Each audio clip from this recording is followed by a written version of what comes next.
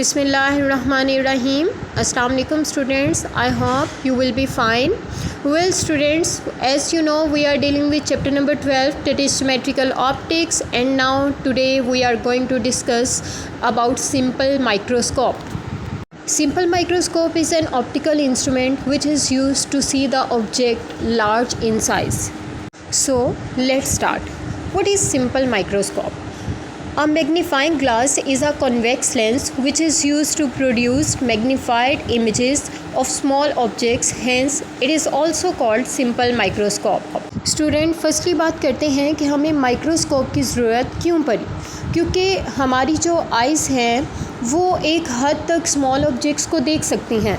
हमारी आइज़ के लिए एक नियर पॉइंट होता है, एक फॉर पॉइंट होता है। नियर पॉइंट क्या है? वो करीब तर डिस्टेंस जिस पर पड़ी हुई चीज़ वाजिया दिखाई दे उसे नियर पॉइंट कहते हैं, और वो करीब तर डिस्टेंस 25 सेंटीमीटर होता है। अगर हम किसी भी ऑब्जेक्ट को 25 सेंटीमीटर के डिस्टेंस पर रखते हैं तो हमारा नियरेस्ट पॉइंट होगा। अगर हम 25 से कम डिस्टेंस करेंगे, सपोज़ हम 20 डिस्टेंस कर देते हैं, तो हमें ऑब्जेक्ट क्लियर दिखाई नहीं देगा। नियर पॉइंट का डिस्टेंस 25 सेंटीमीटर होता है जिस पर किसी भी ऑब्जेक्ट को हम क्लियर देख सकते हैं। अगर आप अपने हाथ को या किसी भी ऑब्जेक्ट को 25 सेंटीमीटर के कम डिस्टेंस पर रखें, यानी अपनी आइज़ के बिल्कुल क्लोज लेकर आएँ और 25 सेंटीमीटर के डिस्टेंस से कम रखेंगे तो वो आपको ऑब्जेक्ट ब्लर नज़र आएगा। स्टूडेंट, आप फिगर में देख रहे हैं कि अगर आप ऑब्जेक्ट को 25 सेंटीमीटर के डिस्टेंस पर रखेंगे, जो कि नियर पॉइंट डिस्टेंस कहलाता है, और हमने डी से शो किया हुआ है, और हाइट ऑफ ऑब्जेक्ट को HO से रिप्रेजेंट किया हुआ है। स्टूडेंट, ये जो इमेज के साथ एंगल है इसे थीटा से रिप्रेजेंट किया हुआ है।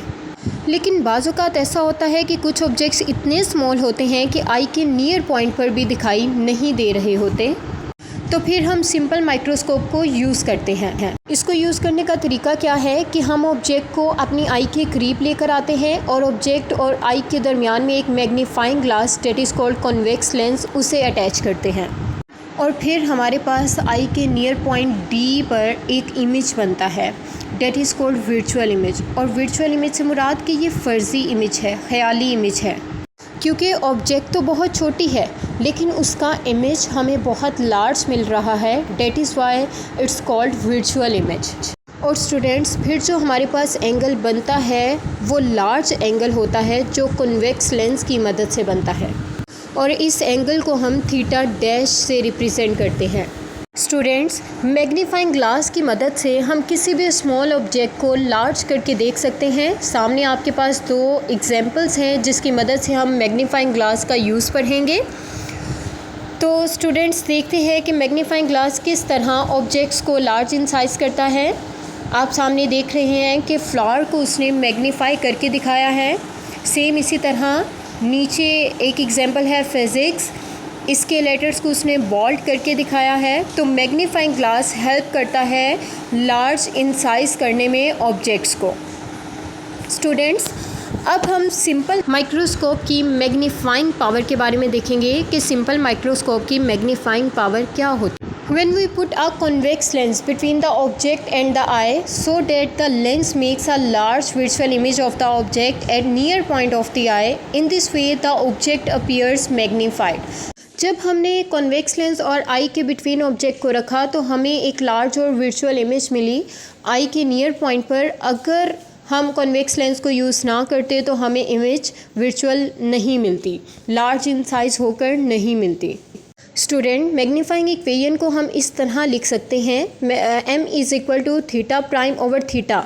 मैग्नीफाइंग पावर को कैपिटल M से शो किया जाता है, और इसका रिलेशन कुछ इस तरह भी है, m is equal to theta dash over theta is equal to 1 plus d over f। Students, ये डेरिवेशन आपकी बुक में गिवन नहीं है, इसलिए आपको जस्ट इसकी मैग्नीफाइंग पावर का फॉर्मूला याद रखना होगा, where f is the focal length of the lens and d is the near point of the eye. It is clear from this relation that a lens of shorter focal length will have greater magnifying power. Now students, we will discuss about resolving power. The resolving power of an instrument is its ability to distinguish between two closely placed objects or point sources. अगर दो objects हमारे बहुत close पड़े हुए हैं और हमें उनके दरमियान डिस्टिंग्विश करना है तो वो हम किसकी मदद से कर सकते हैं? रिजॉल्विंग पावर की मदद से। अगर हमने दो नज़दीक पड़े हुए ऑब्जेक्ट्स को देखना है तो हमें ऐसा इंस्ट्रूमेंट यूज़ करना होगा जिसकी रिजॉल्विंग पावर ज़्यादा होगी, जैसे कि जो माइक्रोस्कोप हम यूज़ कर रहे हैं उसकी रिजॉल्विंग पावर हाई होनी चाहिए, और वो ऑर्गेनिज़म्स जो छोटे हैं या वो स्टार्स लाइक जो बहुत दूर हैं हमसे, तो हम टेलीस्कोप को यूज़ करते हैं उनकी हाई रिजॉल्विंग पावर के साथ। Okay students, for your convenience I have attached a small video related to simple microscope. You have to watch this video. Simple microscope. Convex lens of shorter focal length is used as magnifying glass. Simple microscope.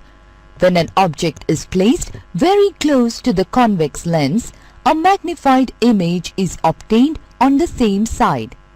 Magnification is inversely proportional to the focal length. Shorter the focal length, greater is the magnification. The image formed is virtual, erect and large in size. The image formed is at the distance of distant vision of the eye. Now students, it's time for your home task. You have to do review question 12.21, define the term resolving power and magnifying power, and 12.22 draw the ray diagram of simple microscope. Students, आप part 2 नहीं करेंगे, वो compound microscope है, that we will discuss in next lecture. And review question 12.23, mention the magnifying power of the following optical instrument. Part 1 is simple microscope, compound microscope कल next lecture में करेंगे. Well students, if you have any query related to today's lecture you can ask me. Take care. अल्लाह हाफिज़. Thank you very much.